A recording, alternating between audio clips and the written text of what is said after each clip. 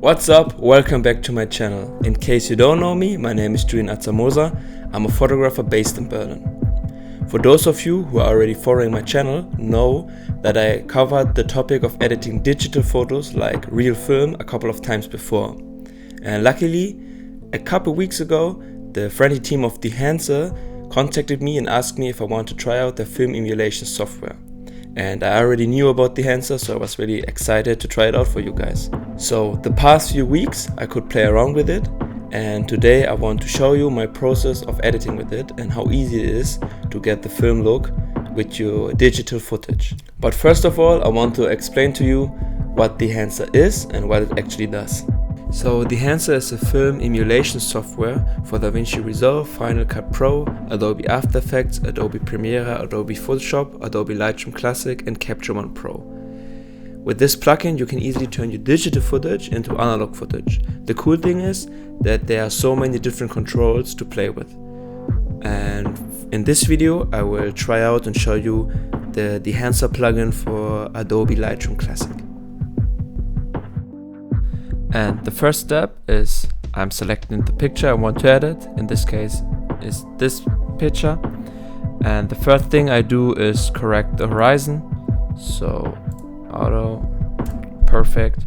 And after this I will lower the contrast, so around -40, and I will boost the blacks around 50.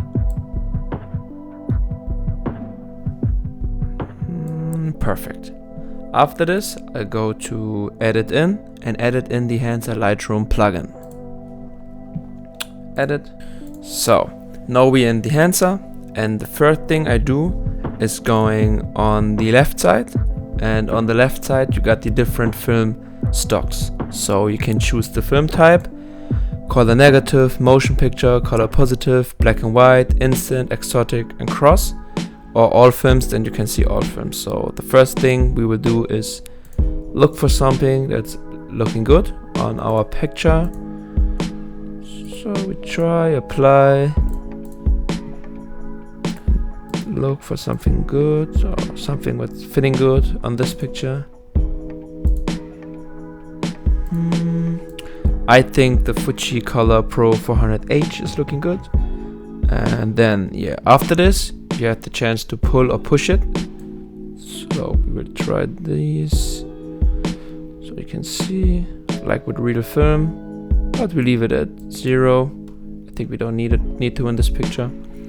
And then after this I go to the right side, and on the right side the first tab is source, and then you can do some basic adjustments. Export the compensation, so you can see.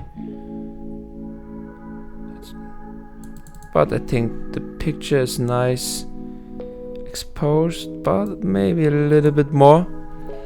And then you can do, let's push it a little bit more.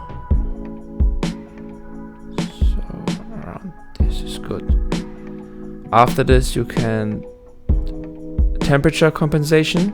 So you can see I like it a little bit more warm, so we push it a little bit. And then tint compensation and defringe, but I think we don't need to, so I will leave it as that. After this I go to film developer, and I will apply this, and then you can boost the contrast, do a gamma correction, color separation or color boost.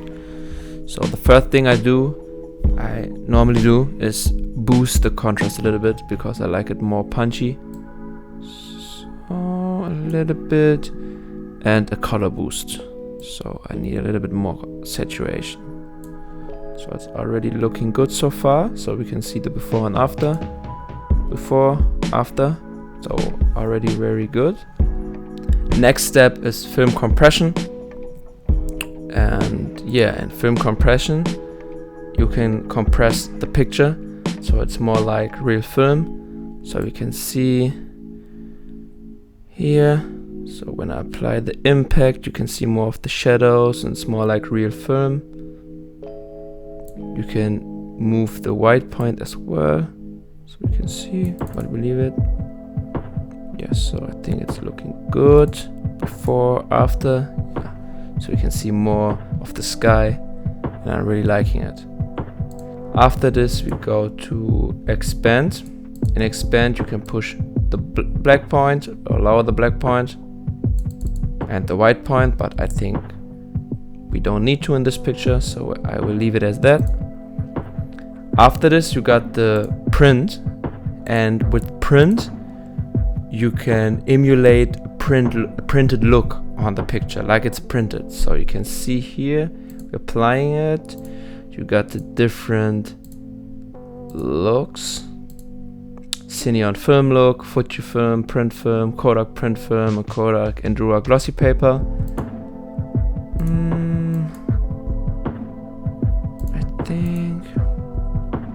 I think I like how the Fujifilm print film is looking, so we go with that. So you can see before and after.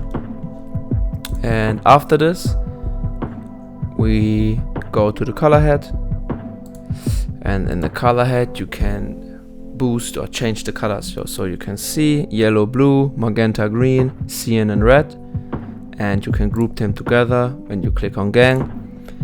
So I like it. I want to push it a little bit towards the yellow, so nice, and towards green. Too much, a little bit, and a little bit towards red. No, a little bit towards red. So you can see before and after, already looking very good, very nice.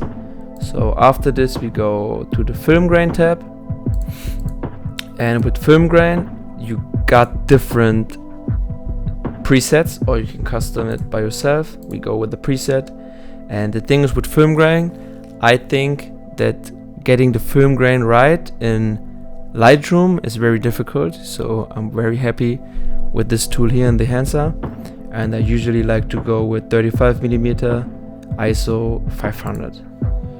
So we go in there, you can see the grains looking good before, after, and now we come to the two best sections in my opinion, and that's the halation and the bloom. With halation you can create a red halation around the highlights, a red glow, like it's in Cinestill 800T.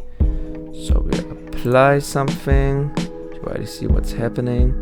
You have different presets and custom as well. I think I will go with the preset. So I like it subtle, not too extreme. So you can see before, yeah, check around the highlights, and after you get the analog halation around the highlights, around the birds and the building. So I think it's looking good so far, I like it. After this we have the bloom tab, and the bloom tab, it's like you using a Black Promise or any mist filter. So you got the bloom around the highlights, around the corners where the light is hitting. So we apply this as well. So you can see here you can custom or use a preset as well. I like it just a little bit, so I go with 65mm.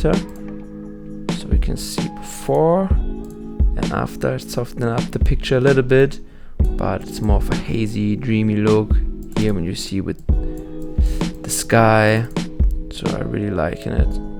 So I think that's going good, but you can go with custom as well, go into the mask mode, and then you can see what's going to be applying to.